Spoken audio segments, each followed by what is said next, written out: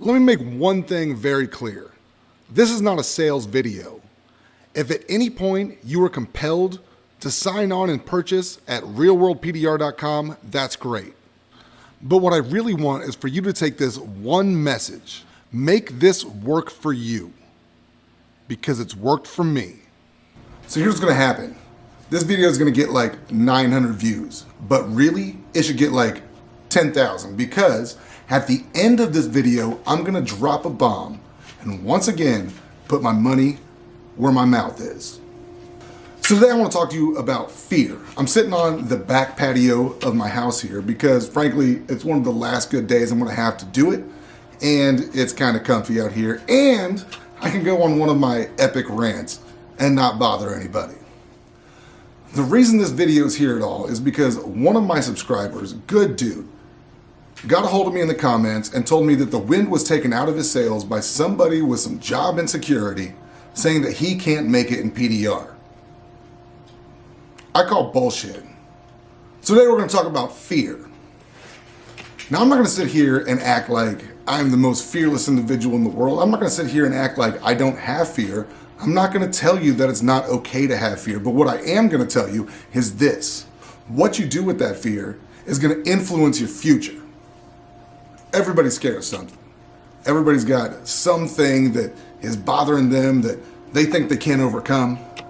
I have it all the time, but let me explain how I got here. So, it might be easy to say, well, Jim, you're just pretty good at PDR. Well, yeah, okay, but there's a lot of people who are just pretty good at PDR. My story is a little bit bigger than that. So I started out doing PDR in a manufacturing facility, that's Subaru of Indiana. I did that for many, many years. Eventually, I discovered I kind of had a knack for it. I discovered that I wanted to do dents that were quite a bit bigger than what we were doing in the factory. I made a decision that I was going to quit the factory and start doing PDR on my own. The amount of techs on the in-house team that told me that I would never make it, well, frankly, it was all of them. So here's what happened. I had two choices. First things first, I could listen to them.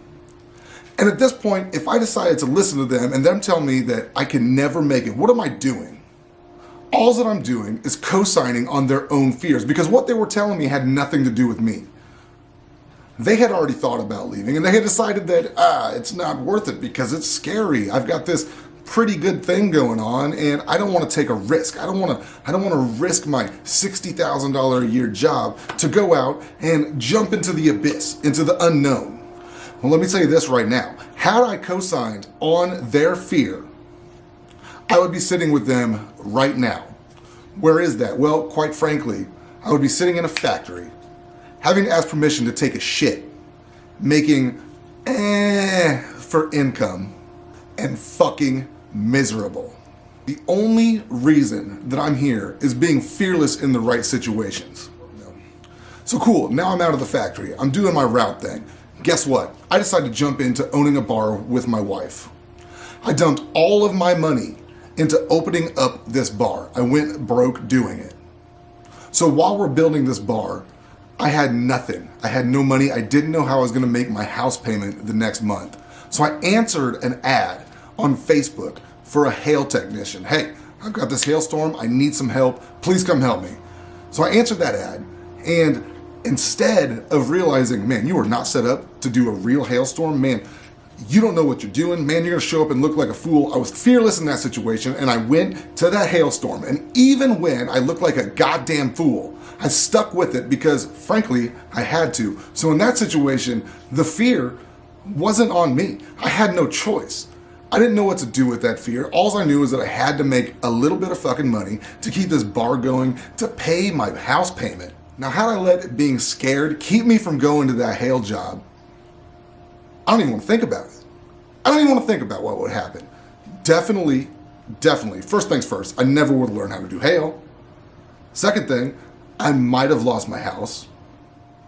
Third thing, you wouldn't be sitting here watching a video with me right now, for sure. And this brings me to my next point. Everybody's always saying shit like this, and it bothers me so much. Well, what's the worst that can happen? Okay, I get it. The idea is good. I get it that they're saying that it can't be that bad if the worst happens, but here's my take on that. I try not to think about the worst that can happen. Of course I calculate my decisions. Of course I spend a little bit of time thinking about the worst thing that can happen, but let me ask you a more important question. What's the fucking best thing that can happen? I try to live my life like that now. What's the best thing that can happen from this decision I'm getting ready to make? The worst thing, every minute that I spend thinking about the worst thing that can happen is a minute that I'm taking energy away from making the best shit happen.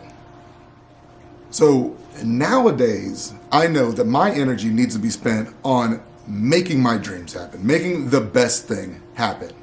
Okay, so that's what got me out of Subaru. That's what got me into the PDR world as a whole. Now, why are you sitting here watching me on YouTube? Do you know how hard it is to share your work to a bunch of techs who already know how to do this job? We're not talking about now. It's a much gentler environment on the internet than it used to be. I started sharing my work knowing it was gonna get torn the fuck apart. So instead of thinking about the worst thing that was gonna happen, I just worked hard and made sure there was not shit that anybody could say about my work. That's how I gained a little bit of notoriety in this industry. There's a bunch of really good PDR techs out there that probably deserve more recognition than they get, but they'll never grow the nuts to show you how fucking good they are.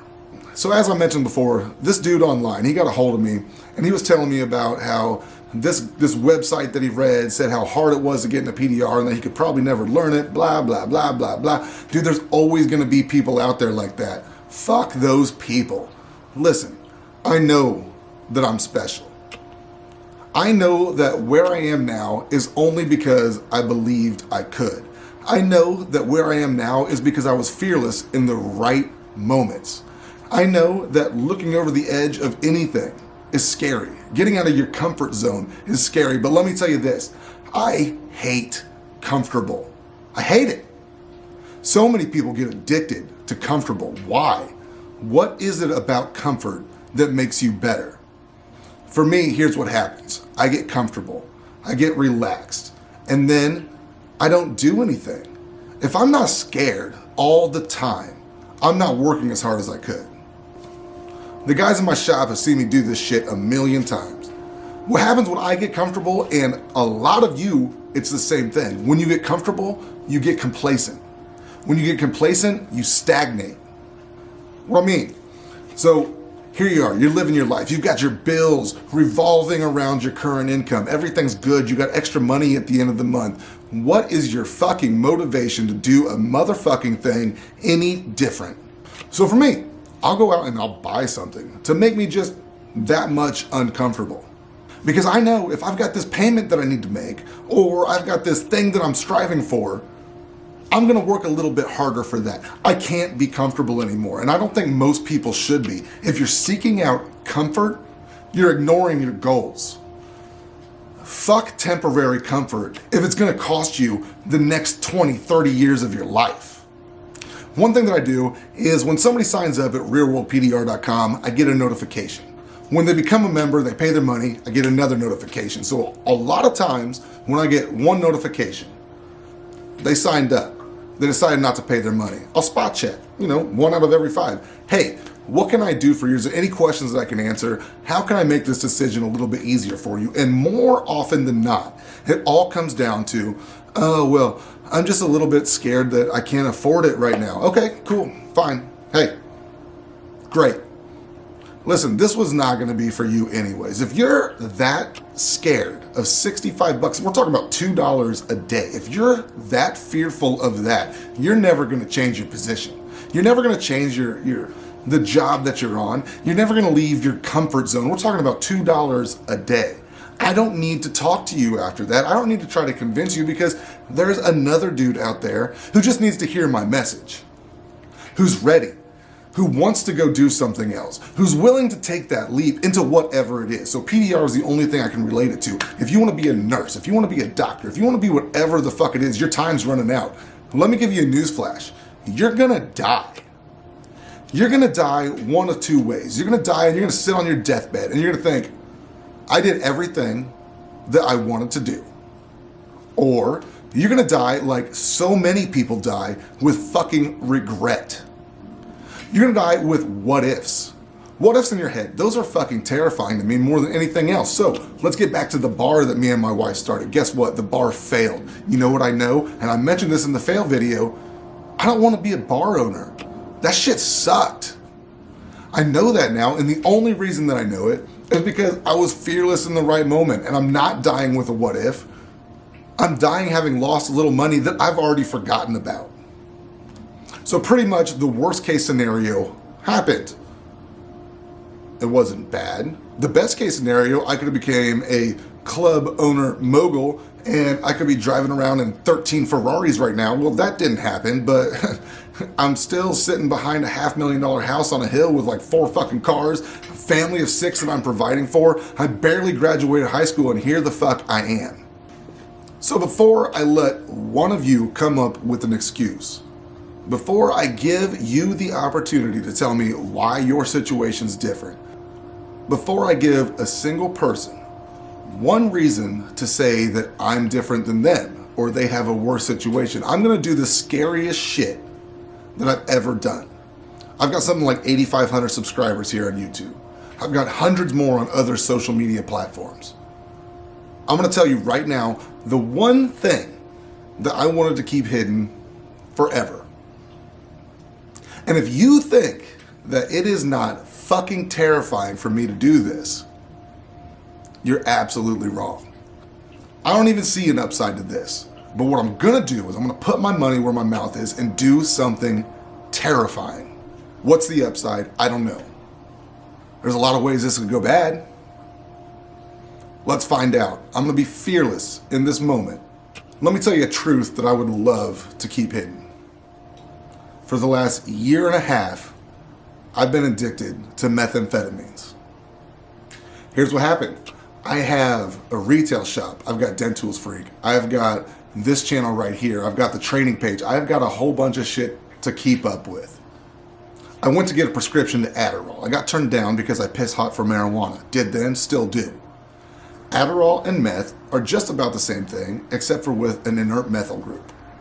So I decided to start doing that. And let me tell you what, without going into too much detail, that shit grabbed my life for the last year and a half. I almost lost everything. I almost lost my wife, my kids, my business, everything. I'll get into more of that story later, but let me tell you this. Maybe the upside for me even telling you this is maybe I'm gonna save one life.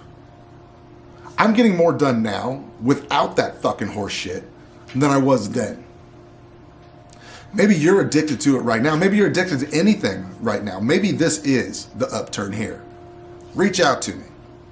You don't fucking need it. I've been clean now for 2 months. I still think about it every day, and I had zero incentive to tell any of you any of that, except for now, I've taken away your fucking excuse. If you don't think that was scarier than, I don't know, following your fucking dreams, you're out of your mind. I just told like 10,000 people my darkest secret. Let's see what happens with it. I'm not looking for a pity party. I'm not looking for anything. What I'm doing is I'm trying to motivate one of you, 100 of you, 1,000 of you, I'm trying to motivate you to stop being so scared of your destiny. Stop being so scared of the good future. Be fearless in the right moments, and you can do anything that you fucking want to. And if anybody tells you any different, you're co-signing on their fears. Fuck that. Fuck average. Be savage.